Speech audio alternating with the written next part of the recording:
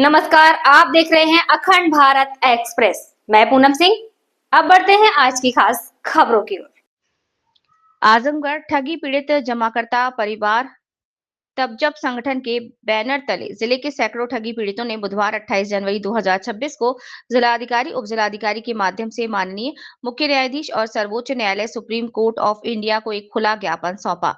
ज्ञापन के जरिए संसद द्वारा सर्वसम्मति से पारित BUDS act 2019 banking of unregulated deposit scheme act की प्रभावी अनुपालना सुनिश्चित करने की मांग की।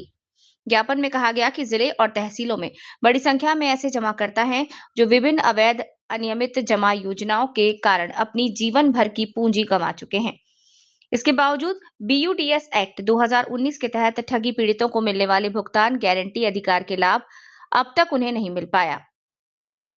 तब जब संगठन ने जिलाधिकारी उप जिलाधिकारी से अनुरोध किया कि उनके अधीनस्थ क्षेत्र के ठगी पीड़ितों द्वारा प्रस्तुत व्यक्तिगत भुगतान आवेदकों को संकलित कर माननीय सर्वोच्च न्यायालय में अग्रेषित किया जाए, ताकि कानून की मंशा के अनुरूप पीड़ितों को उनकी जमा राशि का 2 से 3 गुना भुगतान अविलंब कराया जा सके।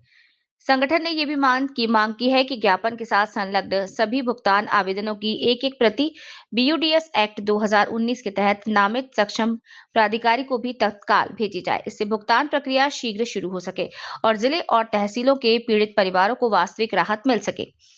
इस अवसर पर वक्ताओं ने कहा कि वर्षों से न्याय की प्रतीक्षा कर रहे ठगी पीड़ित परिवार आर्थिक, मानसिक और सामाजिक संकट से जूझ रहे हैं।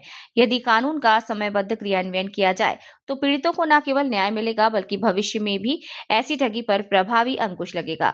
प्रशासन ने ज्ञापन प्राप्त कर नियमानुसार अग्रिम कार्यवाही का आश्वासन दिया। नाम है आपका? अखिलेश कुमार। तो क्या मामला था? डीएम साहब आए थे। हम लोग सर एक हमारा संगठन ठगी पीड़ित जमा करता परिवार, तो उसी के पर्पज से हम लोग आए चिट फंड कंपनियों जैसे सहारा पल्स एल्केमिस्ट और अन्य बहुत सी कंपनियां हैं।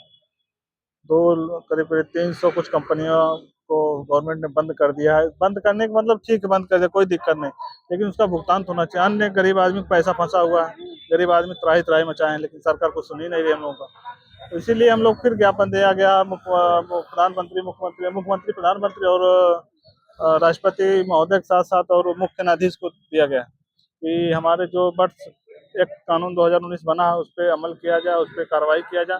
हम लोगों का जितने लोगों का भुगतान है, गरीब आदमी कम से कम 2 से 3 गुना भुगतान कराया जाए, क्योंकि गरीब आदमी कोई शादी के लिए पैसा रखा तो कोई इसीलिए हर लोग अनेकों अनेक तरीका जुटा के पैसे काट कर अपना पेट काट काट के रखा था, लेकिन सरकार ने ब्रेक लगा दी, लेकिन भुगतान नहीं करी। सिर्फ ये आक्रोश